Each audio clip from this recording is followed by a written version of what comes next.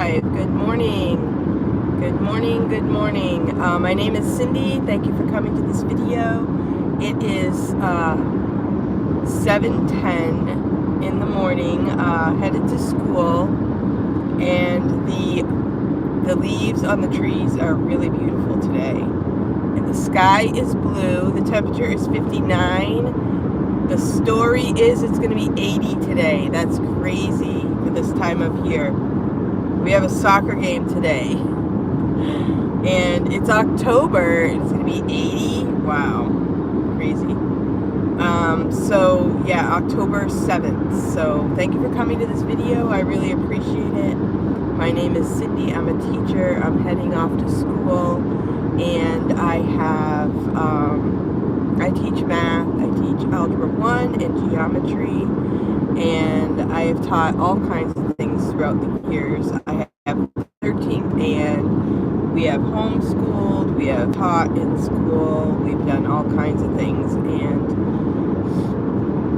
yeah, so today is a soccer game, and my youngest is going to be, he's a senior this year, and he's the goalie for our team, and so far we're doing pretty good this year. So it's been fun, and we have a home game, so that's good. No extra driving today. Yeah, just looking at my gas tank. Yeah, I had to fill it up yesterday. It was pretty empty. I made it to the gas station, and we started from 0 and filled her right up, so we should be good for the week. And yeah, oh, there's another legislator. I-29. He must not be far from me in the State House. Or I guess it's 129. Cool. Hey, friend. You probably saw me too. That might be somebody that's behind me. 29. Cool. I don't usually see, every now and then I'll see a legislator license plate, but not one that's right near me in the State House. In New Hampshire, we have 400 seats in the State House, and I have one of them, so I'm very thankful for that. And lots of things are happening. We actually had a town hall in our town last night. It was all about the water and the water systems, and it was very interesting.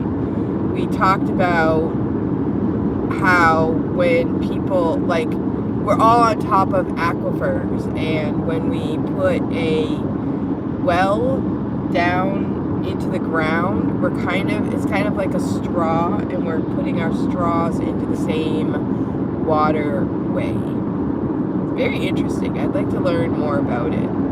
So the problem is we're getting a lot of construction, a lot of applications for more buildings, and we have to make sure we have enough access to water, before we start putting in more housing. And then what happens if the housing goes dry? It costs millions and millions of dollars.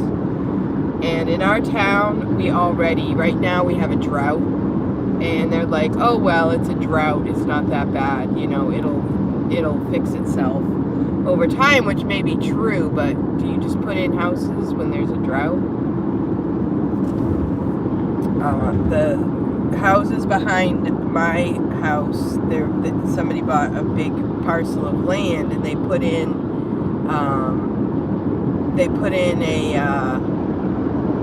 neighborhood, and we had a well that went dry. We had to drill a well 400 feet down. And fortunately we hit water, and we have not had a problem during this drought we're in right now. We're in a drought right now, and so far we have water, but I've heard of a few people in our town that have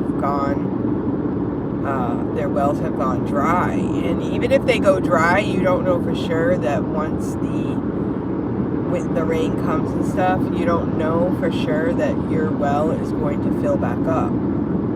It's a very expensive situation. So when our well went dry, we fortunately had our church helped us with putting in a new artesian well, and so far so good. But, some people might not be as fortunate. So my mother is looking for a house. Where is she looking? New Hampshire is not really the place to look for houses right now unless you're rich. Because houses, just an average house, is over $500,000. And I'm not exactly sure why, because maybe it's demand. I do believe that New Hampshire is a great place to live, and the East Coast seems to be a very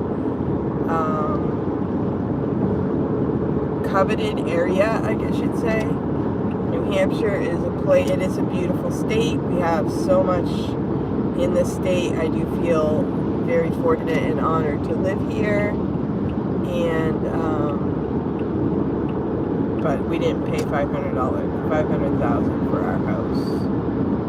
It's a lot of traffic this morning. Thank you for coming to my video. Thank you for the thumbs up. Really appreciate it. The sky's a little hazy today, but it's supposed to be 80 degrees. So let's think about that. I do have a sweater on right now because it's a little chilly. It's 60 right now. So I put on a sweater, but I know it's going to get hot. So I probably should get the key to my controller in my room so I can turn on the AC as needed. Yesterday we didn't turn it on and it was hot. So these hot days are coming to an end, though. It is October. October is upon us. I've been seeing on my Facebook, there's a town not far from where I live, and they do the most amazing scarecrows. And I used to go that way every Saturday because our kids would do soccer in that direction. We went to a soccer program. But I don't go out that way very often. And I keep seeing on Facebook the really creative scarecrows that people make up. They just put them in their yard and just make up the most interesting scarecrows. And I need to go check those out because they look so fun. This morning I saw one that was Charlie Kirk. They dressed up Charlie Kirk, put on a freedom shirt and a flag, and so that's there. Usually they'll put out I can't even think of all the interesting ones that they put out, but just about anything you can think of, they make it into a scarecrow. And so I want to go do that before the end of the month because that's really fun. But like I said, I used to go that way every Saturday, so we would see them. Back then, there were a few here and there, but it seems like it's taken off and everybody in town has a scarecrow with some kind of interesting scene. So I can't wait to go check that out. And thank you guys for coming to my channel. Thank you for the thumbs up. So I'm a teacher and I'm headed to school, and education is a big deal. We pay a lot of money in New Hampshire for education and all over the country. And unfortunately, education in the United States is really suffering for a lot of reasons. And New Hampshire, a lot of our property taxes go towards our schools. And so, I work at a private school, so it's all privately funded. Parents pay for it, and they pay their regular taxes, and they pay extra to send their kids to school. And so I am working at a Christian school, and I don't work at the public school, but we all pay a good bit in order to live in our town and to help pay for the public schools. And unfortunately, we are suffering in this country and in our town. We have a lot of problems with we have a lot of kids with special needs that go to the public school, and I can't imagine going to a school where every single person has their own special need. It's almost like every kid needs a teacher, like a personal teacher. Like when I was a kid, you had 30 kids in a class, and the teacher teaches to everyone, and everyone just follows along. Nowadays is so different because every kid has needs that it's almost, I know that from working on the school board, this class sizes are smaller nowadays. And some people complain about that, but they've never been in the classroom. Being in the classroom now, you've got a lot of different kids with different needs, and it's even a smaller amount of kids is too much for the teacher to handle everything. So it's a lot. But I'm a proponent of reading, writing, and arithmetic, just get in there and do it. And I know that a lot of times kids come to school with problems, and they have, mind problems, they might have family problems, and they have different things they have to deal with. But I feel like, education kind of takes your brain away from those problems for a little while. And I know for myself during 2020, I needed something else to think about other than, politics and government problems. So I took a painting class, So sometimes we think we have to meet the kids' needs at school, but just the fact that we are teaching them, we are giving them brain food, helps them to grow their brain in a way that they're not focusing on negative things that happened. And I don't know, I think it gives you a realm of different, and I feel like it could be a cure if we stop trying to meet all their needs mentally and just teach them what they need to, what we teach in school, and let that be their medicine. I don't know, just a thought, kind of their medicine for, hey, learn this stuff, make something of your life. We're working towards helping you grow out of your problems and into something you can do, as an adult. So we'll see, whatever, that's my thoughts. But I also teach online. I do some tutoring, and one thing I really love to do is I love to read with my grandson, and I'll do reading with him 2 to 3 times a week. He homeschools, and they go to a homeschool co-op, which is Mondays and Fridays, and so during the other days we set up time where we can get up on Zoom, and I help him do his reading. And he loves to fish. My grandson loves fish. He loves all things animals. So for his birthday, I got him a book all about fishing. And so we're reading through that book. So it's a great way to read about something that he likes to do, and he's excited about it, and we enjoy it together. And he learns about fish. He learns new words. He's learning to read. He's practicing reading. And so it all works together for a really great thing. So that's a great way that if grandmas can learn how to do Zoom, we can do that. We can have this time where we can help each other, with school, even online. They live about an hour away from me, so it's a little bit of a distance. So I can go over, but I don't go over enough. I was going over quite a bit when my daughter had her last child, and I was helping a little bit with the kids then, but it's been a little bit little while now.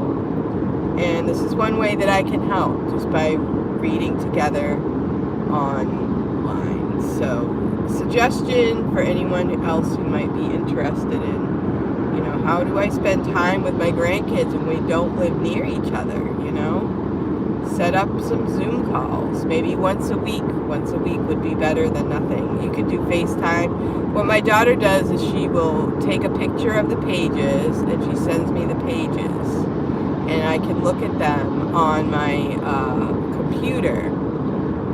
And then I can help with the words. If he doesn't know a certain word, I can help him with it.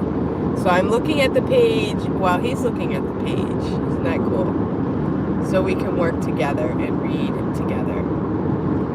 So kids need help reading these days. A lot of kids are behind in their reading skills, and it's hard as a parent sometimes to read with your child, because if you have a reader that is not picking it up quickly, it can be very frustrating, and your patience is really tough. So having someone else help is really nice. I know a few of my kids I needed extra help with from someone else, and then a few of my kids learned how to read on their own, which was kind of nice. But sitting there with a person who has a hard time reading is really difficult and really tests your patience. So I'm really glad for this opportunity that I can help my grandson, and we'll see how I can help the others. I have 5 grandkids in that family. I have 2 in another family. I have 1 that I brought to school for 2 years, K4 and K5. I brought him to school at my school, but then he ended up going to the public school because it was a little bit of a drive. Honestly, I think he was better off at our school, but yeah, he's right near his house. He can, it's like a hop, skip, and a jump, and he's at the school, so it's closer. Anyway, well, it's a great morning, and I hope you're doing well. Let me know in the comments how things are going for you. Thank you for the thumbs up. Thank you for watching my video.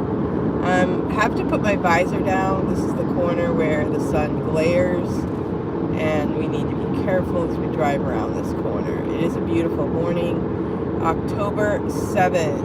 It is 62, so the temperature is going up. It's supposed to be up in the 80s today. So, and we do have a soccer game. So usually we don't play soccer in like 80-degree weather in the fall, but here we are.